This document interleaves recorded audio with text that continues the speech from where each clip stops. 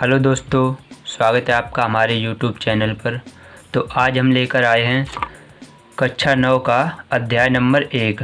Math में अध्याय number 1 है संख्या पद्धति यानी कि नंबर सिस्टम। इसकी हम देखेंगे प्रश्नावली।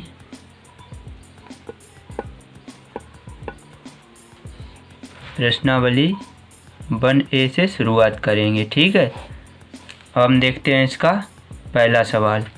पहला सवाल क्या है? 20 और 40 के बीच समस्त समधन पूर्णांक लिखिए।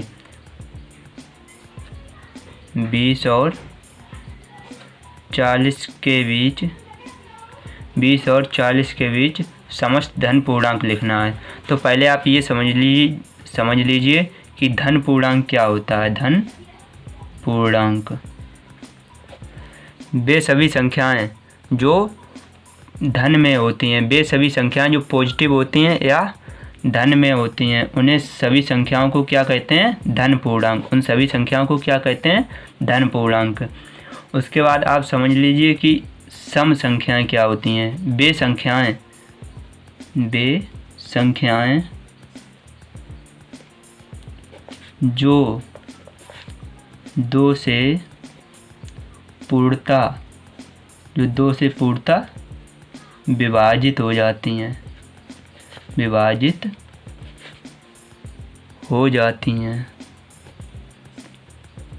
उन्हें सम संख्याएं कहते हैं। सम संख्याएं कौन सी होती हैं? वे संख्याएं जो 2 से पूर्णतः विभाजित हो जाती हैं, उन संख्याओं को सम संख्याएं कहते हैं।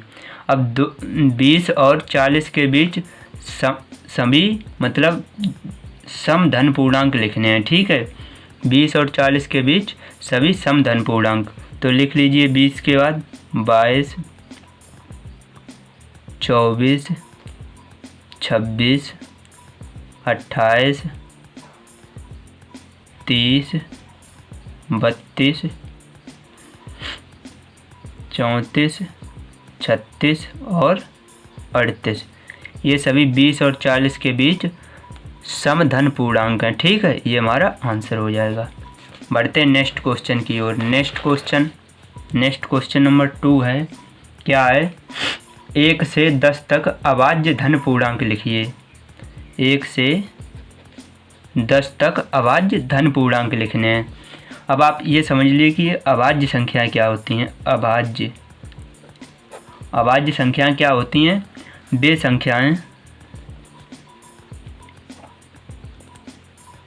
संख्याएं जिनके 2 गुणनखंड होते हैं। वे संख्याएं जिनके 2 गुणनखंड होते हैं अभाज्य संख्याएं कहलाती हैं, ठीक है। धन पूर्णांक तो आपको बता ही चुके। धन पूर्णांक क्या बताया था? धन पूर्णांक वे संख्याएं जो पॉजिटिव में होती हैं या धन होती हैं, उन्हें हम धन पूर्णांक कहते हैं, ठीक है। अब ये हमारा सवाल समझ लीजिए। 1 से 10 तक सभी अभाज्य संख्याएं। तो 1 से 10 तक अभाज्य संख्याएं कौन कौन सी हैं? 2, 3, 5 और 7। ये हमारा आंसर हो जाएगा। आप देख लीजिए इनका गुणनखंड क्या है। 2 का गुणनखंड 2 और 1, 2 गुणे 1, 3 का 3 गुणे 1। इसके अलावा कोई गुणनखंड नहीं होगा। तो ये हमारा आंसर हो जाएगा।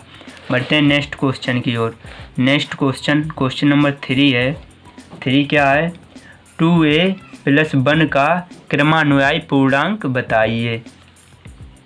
2a + 1 का क्रमानुयायी पूर्णांक यानी 2a + 1 का क्रमानुयायी पूर्णांक। क्रमानुयायी पूर्णांक क्या होता है? जैसे क्रम में आगे आने वाला पूर्णांक। जैसे 2 के आगे आने वाला पूर्णांक क्या हो जाएगा? 3। 3 के आगे आने वाला 4। तो हम देखते हैं कि 2 में जब 1 जोड़ते हैं तो उसके आगे वाला पूर्णांक आ जाता है, और 3 में जब हम 1 जोड़ते हैं तो उसके आगे आने वाला पूर्णांक आ जाता है। तो ऐसे ही 2a + 1 का क्रमानुयायी पूर्णांक क्या हो जाएगा? 2a + 1 और उसके आगे एक +1। तो 2a + 2, ये 2a + 1 का क्रमानुयायी पूर्णांक हो जाएगा। तो ये हमारा आंसर हो जाएगा, ठीक है। चलिए दोस्तों बढ़ते हैं नेक्स्ट क्वेश्चन की ओर। नेक्स्ट क्वेश्चन नंबर 4 है। फोर्थ क्वेश्चन क्या है, 2/3 का योगात्मक प्रतिलोम ज्ञात कीजिए। 2/3 का योगात्मक प्रतिलोम।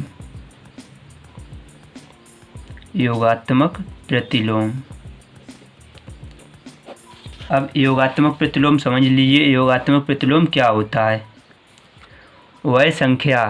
वह संख्या जिसके जोड़ने पर 0 आ जाए। वह संख्या जिसके जोड़ने पर 0 आ जाए, वह उसका योगात्मक प्रतिलोम कहलाता है। ठीक है, तो 2/3 का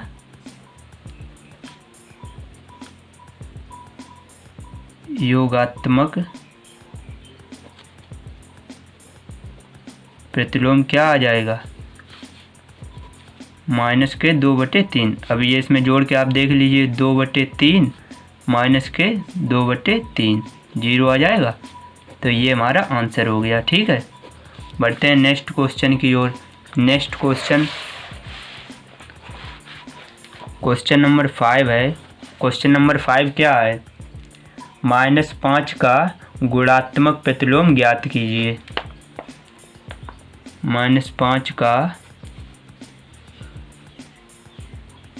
गुणात्मक प्रतिलोम।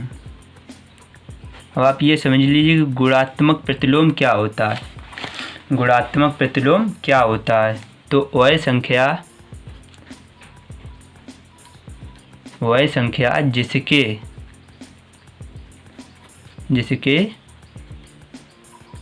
गुणा करने पर 1 आ जाए। वह संख्या जिसके गुणा करने पर 1 आ जाए, तो वह संख्या उस संख्या की गुणात्मक प्रतिलोम कहलाती है। तो यहाँ पे देख लीजिए, -5 का गुणात्मक प्रतिलोम क्या हो जाएगा? -5 में ऐसा क्या गुणा कर दें जो 1 आ जाए। तो इसमें -1/5 से जब गुणा करेंगे तो 5 से 5 कट जाएगा और माइनस से माइनस प्लस हो जाएगा। तो ये क्या आ जाएगा? 1। तो हमारा -5 का गुणात्मक प्रतिलोम क्या आ जाएगा? गुणात्मक प्रतिलोम। -5 का गुणात्मक प्रतिलोम का क्या आ जाएगा? -1/5। ये हमारा आंसर हो जाएगा। ठीक है, बढ़ते हैं नेक्स्ट क्वेश्चन की ओर। नेक्स्ट क्वेश्चन नंबर 6 है। 6 क्वेश्चन क्या है, P+Q और P-Q के योगात्मक प्रतिलोम लिखिए। P+Q और P-Q के योगात्मक प्रतिलोम लिखने हैं। ठीक है, अब देख लीजिए, मैंने आपको ऊपर बता दिया है कि योगात्मक प्रतिलोम क्या होता है। ये ऊपर बताया था, कहाँ पर? ये देखिए, योगात्मक प्रतिलोम वह संख्या जिसके जोड़ने पर 0 आ जाए। अब आप सिंपली समझ लीजिए, जैसे कोई संख्या 2 है तो उसमें क्या जोड़ेंगे कि 0 आ जाए। तो -2 उसमें जोड़ दीजिए, -2 जोड़ दीजिए, 0 आ जाएगा। जैसे 3 में आप क्या जोड़ेंगे कि 0 आ जाए, -3 जोड़ दीजिए। तो सिंपली आपको करना क्या है, जो संख्या है केवल उसमें माइनस से उसी संख्या में अगर जोड़ देंगे तो वह 0 आ जाएगा। तो ऐसे ही यहाँ पर है, P+Q और P-Q। इसमें जब इसका योगात्मक प्रतिलोम निकालेंगे तो P+Q का योगात्मक प्रतिलोम, P+Q का योगात्मक प्रतिलोम बराबर केवल माइनस से गुणा हो जाएगा और P+Q ऐसे ही लिख दिया जाएगा। तो ये हमारा आंसर हो जाएगा। और ये एक और भी पूछा गया है कि P-Q का योगात्मक प्रतिलोम, P-Q का योगात्मक प्रतिलोम केवल माइनस लगा देंगे और P-Q ऐसे ही लिख देंगे। ये हमारा आंसर हो जाएगा। ठीक है, चलिए बढ़ते हैं नेक्स्ट क्वेश्चन की तरफ। नेक्स्ट क्वेश्चन नंबर 7 है। 7th क्वेश्चन क्या है, x के किस मान के लिए 5 गुणे 3 गुणे 2 बराबर 5 गुणे 3 गुणे x कथन सत्य है। क्या लिखा है, 5 गुणे 3 गुणे 2 बराबर 5 गुणे 3 गुणे x। पूछा है x के किस मान के लिए कथन सत्य हो जाएगा। तो आप यहाँ से x का मान निकाल लीजिए। x का मान क्या हो जाएगा, 5 गुणे 3 गुणे 2, ये बटे में आ जाएगा, 5 गुणे 3 बराबर x। ठीक है, 3 से 3 गया, 5 से 5 बचे कितने, x बराबर 2। ये हमारा आंसर हो गया। नीचे आप लिख दीजिए अतः x बराबर 2 के लिए कथन सत्य हो जाएगा। x बराबर 2 के लिए कथन सत्य हो जाएगा। ठीक है, आई होप आपको समझ में आ गया हो। तो बढ़ते हैं नेक्स्ट क्वेश्चन की ओर। नेक्स्ट क्वेश्चन नंबर 8 है। क्वेश्चन नंबर 8 क्या है, पूर्णांकों में ऐसी कौन सी संख्या है जो स्वयं की योज्य प्रतिलोम है। ऐसी कौन सी संख्या है जो स्वयं की योज्य प्रतिलोम है। तो पूर्णांकों में ऐसी कौन सी संख्या है जो योज्य प्रतिलोम है। तो पूर्णांकों में स्वयं की योज्य प्रतिलोम संख्या बराबर 0। 0 में हम 0 को जोड़ेंगे तो 0 ही आएगा। ठीक है, तो हमारा सही आंसर हो जाएगा 0। 0 ही वह संख्या है जो स्वयं के जोड़ने पर 0 आएगा। ठीक है, तो पूर्णांक में ऐसी कौन सी संख्या है जो स्वयं की योज्य प्रतिलोम है। तो हमारा आंसर क्या हो जाएगा, 0। ये हमारा आंसर हो जाएगा। बढ़ते हैं नेक्स्ट क्वेश्चन की ओर। नेक्स्ट क्वेश्चन नंबर 9 है। क्वेश्चन नंबर 9 क्या है, यदि a एक समधन पूर्णांक है तो बताइए कि संख्या a-1 a+1 सम है अथवा विषम। यह a एक समधन पूर्णांक है। हाँ, तो देख लीजिए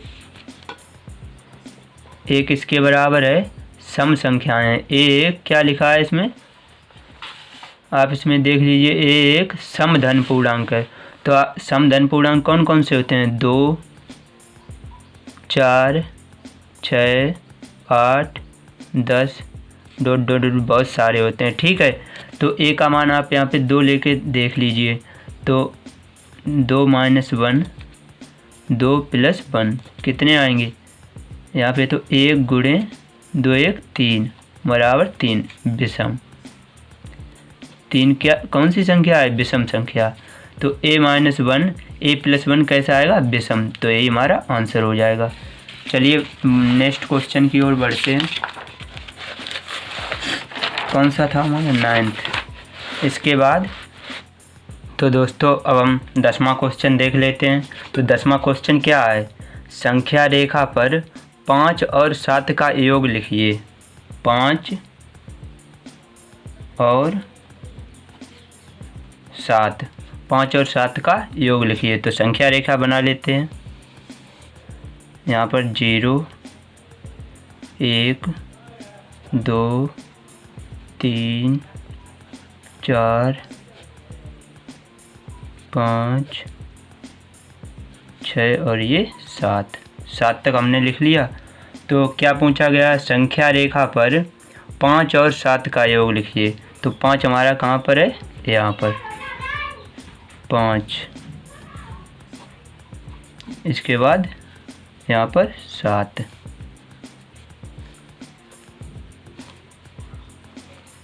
तो क्या लिखना है, इनका योग लिखना है। तो 5 + 7 बराबर 12। ये हमारा आंसर हो जाएगा। आपको इसी तरीके से करना है, पहले संख्या रेखा पर इसे प्रदर्शित कर लेना है, फिर इसका योग निकाल लेना है। ठीक है, ये हमारा आंसर हो जाएगा। बढ़ते हैं नेक्स्ट क्वेश्चन की तरफ। नेक्स्ट क्वेश्चन नंबर 11 है। 11 क्वेश्चन क्या है दोस्तों, निम्नलिखित कथनों में से कौन से कथन सत्य हैं अथवा कौन से कथन असत्य हैं। तो 11वें का ए देख लेते हैं। पहला क्या है, 11वें का ए है, दो धन अभाज्य पूर्णांकों का गुणन सदैव अभाज्य होता है। क्या कहा गया है, दो धन अभाज्य पूर्णांकों का गुणनफल सदैव अभाज्य होता है। तो देख लेते हैं अभाज्य संख्याएं। अभाज्य संख्याएं कौन कौन सी हैं, अभाज्य संख्याएं कौन सी हैं, जैसे 2, 3, 5, 7, 11, जिनके दो गुणनखंड होते हैं वो अभाज्य संख्या, ऐसी बहुत सारी होंगी। तो क्या कहा गया है कि दो धन अभाज्य संख्याओं का गुणनफल सदैव अभाज्य होता है। तो हम पहली अभाज्य संख्या लेंगे और दूसरी, तो इनका गुणा करके देखेंगे। तो 2 × 3 = 6। तो ये तो भाज्य आ गया, ये भाज्य आ गया, अतः ये कथन असत्य है। सॉरी, ये कथन असत्य है। ठीक है, ये कथन कैसा है, असत्य। चलिए 11वें का सेकंड देख लेते हैं। 11वें का बी। 11वें का बी में क्या कहा गया है, यदि नहीं सॉरी 11वें का बी है, दो धन अभाज्य पूर्णांकों का योग सदैव अभाज्य होता है। तो अभाज्य संख्याएं लिख लो। अभाज्य संख्याएं कौन कौन सी हैं, 2, 3, 5, 7, 11 ... क्या कहा गया है, दो धन अभाज्य पूर्णांकों का योग सदैव अभाज्य होता है। तो दो अभाज्य संख्याएं ले लो, 2 धन 3 = 5। तो ये तो अभाज्य आ गया, अभाज्य। अब एक और ले लो, 3 धन 5 = 8। ये क्या आ गया, भाज्य। ये भाज्य आ गया, तो ये भी कथन असत्य हो जाएगा। ठीक है, ये भी कथन असत्य हो जाएगा। चलिए देख लेते हैं नेक्स्ट क्वेश्चन, इसी का सी पार्ट। सी पार्ट क्या है, यदि ए और बी कोई दो ऋण पूर्णांक है तब a + b भी सदैव एक ऋण पूर्णांक होगा। तो ऋण पूर्णांक कौन कौन से होते हैं, -1, -2, -3, -4 ... बहुत सारे। तो a का मान कोई एक ऋण पूर्णांक ले लीजिए, मान लीजिए मैंने -3 ले लिया, और b का मान -2। तो क्या निकालना है, a + b। a + b -3 और -2 = -5। तो क्या कहा गया है इसमें, यदि a और b कोई दो ऋण पूर्णांक है, कोई दो ऋण पूर्णांक है। तो हमने ये ऋण पूर्णांक ले लिए, तो ऋण पूर्णांक है, तो a + b भी सदैव एक ऋण पूर्णांक होगा। तो a + b निकाला तो भी एक ऋण पूर्णांक आया, अतः ये कथन सत्य हो जाएगा। क्या हो जाएगा, ये कथन सत्य हो जाएगा। चलिए नेक्स्ट क्वेश्चन देख लेते हैं। नेक्स्ट क्वेश्चन नंबर 12 है। क्वेश्चन नंबर 12 क्या है, यदि a एक धन पूर्णांक है तो दिखाइए कि संख्या a +1, a +2, a +3 संख्या 24 यानी 24 से पूर्णतः विभाजित होगी। क्या है, संख्या a +1, a +2 और a +3। देख लीजिए ये कैसे होगा। मान लीजिए अगर कोई 4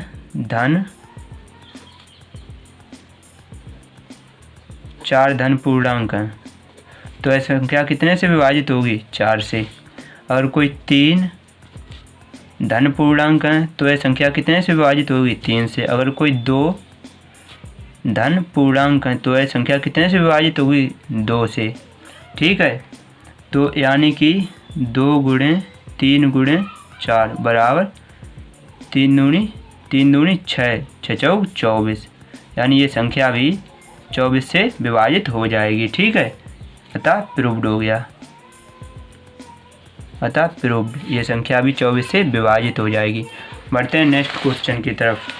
नेक्स्ट क्वेश्चन नंबर, तो दोस्तों हमारा 13 क्वेश्चन क्या है, यदि a एक सम धन पूर्णांक है और b एक विषम धन पूर्णांक है तो बताइए कि निम्नलिखित संख्याओं में से कौन सम होंगी। तो संख्या लिख लीजिए, a² बी स्क्वायर ए प्लस बी, और क्या है ए गुणे बी, ए प्लस 1, बी प्लस 1। ठीक है, तो हमारा ए का मान सम ले सकते हैं। सम संख्याएं कौन कौन सी थी? 2, 4, 6, 8 डॉट डॉट, और बी हमारा विषम धन पूर्णांक है। तो विषम धन पूर्णांक कौन कौन से होते हैं? 1, 3, 5, 7 डॉट डॉट डॉट।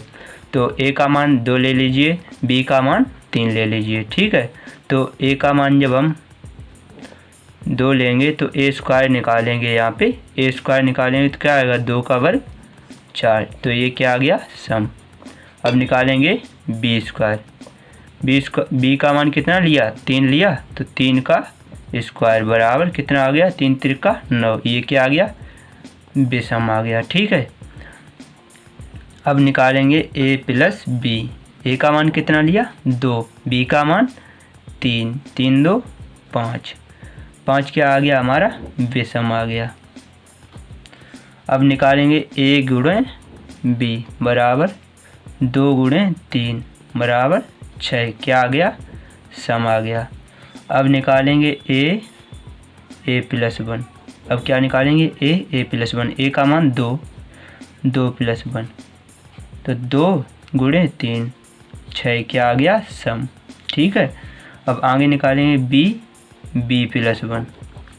ये क्या हो जाएगा? बी का मान है 3, 3 प्लस 1, 3 गुणे 4, 3 चौक 12, ये क्या आ जाएगा? सम। क्वेश्चन में क्या पूछा गया फिर से पढ़ लीजिए।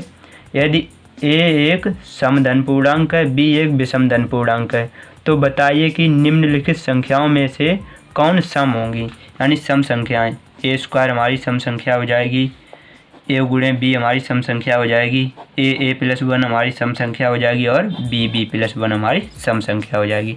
ठीक है, बढ़ते हैं अगले क्वेश्चन की तरफ। तो हमारा नेक्स्ट क्वेश्चन नंबर 14 क्या है? क्वेश्चन नंबर 14 है, धन पूर्णांक के किन गुणधर्मों के अंतर्गत निम्नलिखित कथन सत्य हैं? तो हमारा ये पहला देख लेते हैं। 3 गुणे 8 प्लस 7 बराबर 3 गुणे 8 प्लस 3 गुणे 7। तो हमें ये बताना है कि, फिर से पढ़ लीजिए सवाल। धन पूर्णांकों के किन गुणधर्मों के आधार पर, यानी गुणधर्म बताना है, किन गुणधर्मों के आधार पर ये सत्य हो जाएगा। ठीक है, तो आप देख लीजिए। 3 गुणे 8 प्लस 7 बराबर 3 गुणे 8 प्लस 3 गुणे 7, तो ये हमारा क्या हो जाएगा? योग्य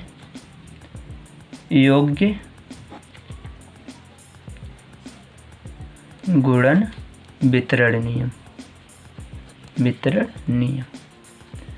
ये आंसर हो जाएगा। ठीक है, अब हमारा बी देख लेते हैं। बी क्या है? बी है, एक मिनट, बी क्या है? 3 प्लस 5 प्लस 9 बराबर 3 प्लस 5 प्लस 9, ये क्या हो जाएगा हमारा? किस नियम पर ये सत्य हो जाएगा? समवर्ग नियम या प्रगुण, समवर्ग नियम या प्रगुण पर ये सत्य हो जाएगा। सी देख लेते हैं इसका। 3 गुणे 2 बराबर 2 गुणे 3, ये हमारा किस नियम पर सत्य हो जाएगा? ये हो जाएगा हमारा क्रम विनिमय नियम, क्रम विनिमय नियम पर ये हमारा सत्य हो जाएगा। अगला देख लेते हैं डी। 3 गुणे 5 बराबर ए गुणे 5, तो ए बराबर 3, ये हमारा किस नियम पर सत्य हो जाएगा? निरसन नियम, ये हमारा किस नियम पर सत्य हो जाएगा? निरसन नियम। अब हमारा लास्ट क्वेश्चन बचा, लास्ट क्वेश्चन देख लेते हैं।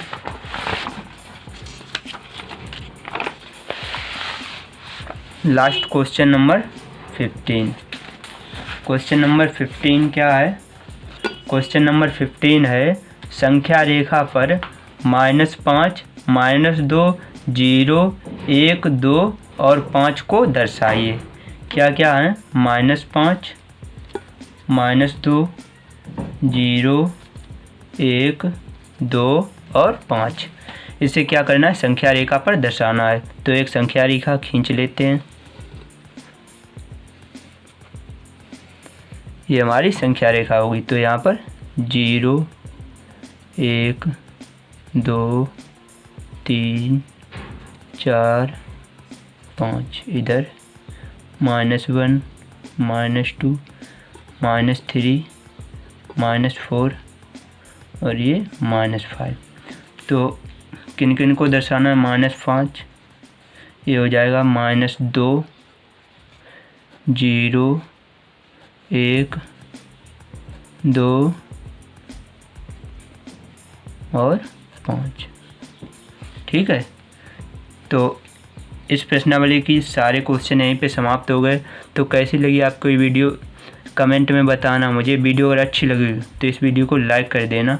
चैनल पर नए हो तो सब्सक्राइब करके बेल आइकन को ऑल पे सेलेक्ट कर लेना, ताकि आपको रेगुलर ऐसी वीडियो देखने को मिलती रहे। चलिए मैं मिलता हूँ आपसे ऐसी किसी नेक्स्ट वीडियो में। तब तक के लिए bye bye and take care.